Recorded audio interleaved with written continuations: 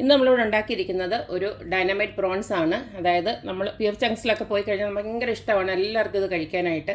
അപ്പം ഞാനൊന്ന് വീട്ടിലൊന്ന് ട്രൈ ചെയ്ത് നോക്കാമെന്ന് വിചാരിച്ചിട്ട് ഇതിങ്ങനെ ഉണ്ടാക്കി നോക്കിയാണ്. അടിപൊളി ടേസ്റ്റാണ്. അപ്പം നമുക്ക് ഈ ഒരു റെസിപ്പി എങ്ങനെയാണ് ഉണ്ടാക്കുന്നതെന്ന് നോക്കിയിട്ട് വരാം.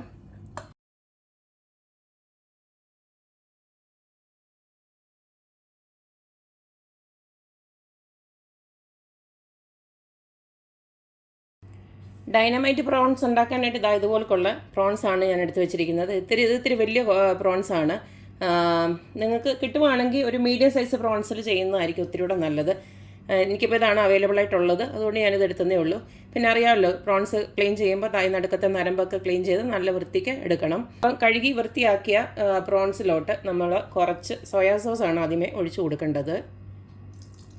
അതൊന്ന് മുങ്ങുന്ന രീതിയിൽ. ഇതിലേക്ക് ഞാൻ കുറച്ച് നമ്മുടെ പെപ്പർ പൗഡർ ഉണ്ടല്ലോ, അത് ഇട്ട് കൊടുക്കുകയാണ്. ഓപ്ഷനിലാണ്, നമുക്ക് ഇത്തിരി എരിവ് വേണമെങ്കിൽ മാത്രം ഇത് ഇട്ട് കൊടുത്തേച്ചാൽ മതി. എന്നിട്ട് ഇതെല്ലാം കൂടെ നമുക്കൊന്ന് ഇളക്കി വെക്കാം. 10 മിനിറ്റ് നമുക്കിത് മാറ്റി വെക്കാം. 10-15 മിനിറ്റ്, അതായത് നമുക്കൊരു സോസും ഒക്കെ റെഡിയാക്കാം. ആ നേരം കൊണ്ട് അതോടെ ഇരിക്കട്ടെ. നമുക്കിനി അടുത്ത് സോസ് ഉണ്ടാക്കാം. സോസ് ഉണ്ടാക്കാനായിട്ട് നമുക്ക് ആദ്യം തന്നെ ഒരു 1/2 കപ്പ് മയണൈസ് എടുത്ത് വെക്കണം. അതായത് പോലുള്ള ഏത് വാങ്ങിച്ച മയണൈസ് തന്നെയാണ്. അടുത്ത നമുക്ക് ഈ ഒരു സോസാണ് ഇട്ട് കൊടുക്കേണ്ടത്. അതായത് ശ്രീറാച്ച എന്ന് പറഞ്ഞുള്ള ചില്ലി സോസാണ് നമ്മൾ ഇട്ട് കൊടുക്കുന്നത്. ഇത് ഇല്ലെങ്കിൽ നിങ്ങൾക്ക് ഒരു ഹോട്ട് ചില്ലി സോസ് ഉണ്ടല്ലോ, അത് ഇട്ട് കൊടുത്താലും മതി. ഇതിപ്പോൾ ഞാനിതിപ്പോൾ അവൈലബിൾ ആയതുകൊണ്ട് ഞാനിങ്ങ് ഇട്ട് കൊടുത്തതേ ഉള്ളൂ.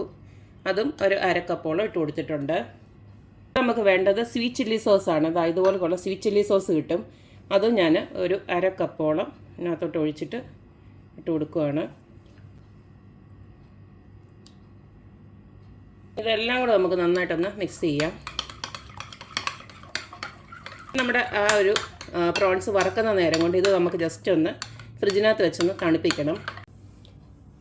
ഇനി നമ്മുടെ പ്രോൺസ് ഒന്ന് മുക്കി പൊരിക്കാനായിട്ട് ഇതുപോൾക്ക് ഞാൻ നമ്മുടെ മൈദ 1/2 കപ്പും കോൺഫ്ലോറും 1/2 കപ്പും എടുത്തു വെച്ചിട്ടുണ്ട്.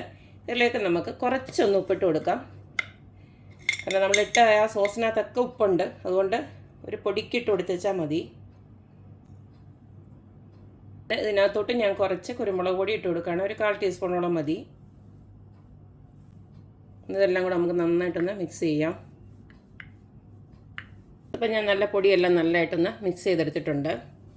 ഇനി നമുക്ക് നമ്മുടെ നേരത്തെ മാരിനേറ്റ് ചെയ്ത പ്രോൺസ് ഉണ്ടല്ലോ, അതിങ്ങനെ ഓരോന്നോരോന്ന് എടുത്തിട്ട് ഒന്ന് വെച്ച് നന്നായിട്ട് ഈ പൊടി ഒന്ന് മുക്കിയെടുക്കണം.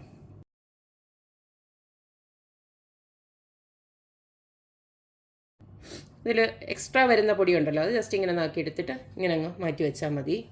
പക്ഷെ മൊത്തത്തിലൊന്ന് പിടിപ്പിക്കണം, അത്രയേ ഉള്ളൂ.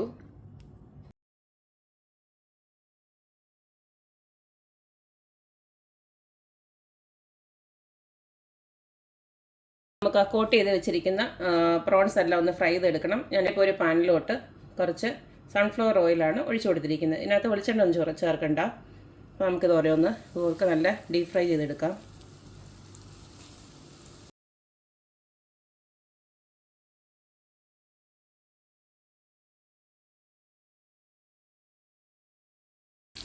പ്രോൺസ് എല്ലാം ഇവിടെ കുക്കായി വന്നിട്ടുണ്ട്. വലിയ പ്രോൺസ് ആയതുകൊണ്ട് തന്നെ കുറച്ച് ഒന്ന് എന്താ പറയുന്നത്, കുക്കിംഗ് ടൈം ഇച്ചിരി കൂടെ എടുത്തു.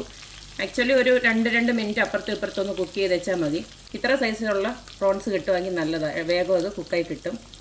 എന്തായാലും 5 മിനിറ്റ് കൂടുതൽ വേണ്ട, കാരണം ഇത് പ്രോൺസ് ആയതുകൊണ്ട് തന്നെ കൂടുതൽ കുക്കിംഗ് ടൈം ആയി കഴിഞ്ഞാൽ ഇത് ഒരുമാതിരി റബ്ബറും മാതിരി ഇരിക്കും. അപ്പം ഈ ഒരു സമയത്ത് നമുക്കിതങ്ങ് കോരി മാറ്റാം. ഇനി അവസാനം നമുക്ക് ഒരു ഒറ്റ പരിപാടിയേ ഉള്ളൂ. നമ്മൾ ഈ ഫ്രൈ ചെയ്ത് വെച്ചിരിക്കുന്ന പ്രോൺസ് അല്ലേ, ഇത് ഞാൻ കുറച്ച് ഈ ഫ്രൈ ചെയ്യുന്ന നേരം കൊണ്ട് ഞാനിതൊന്ന് ഫ്രിഡ്ജിനകത്ത് വെച്ച് തണുപ്പിച്ചായിരുന്നു. കണ്ടല്ലേ, ഇതിനെ നമുക്ക് ഒന്ന് ഇതിനകത്തോട്ട് എടുത്തിട്ട് ഇതെല്ലാം ഒന്ന് നന്നായിട്ടൊന്ന് കോട്ട് ചെയ്തെടുക്കണം.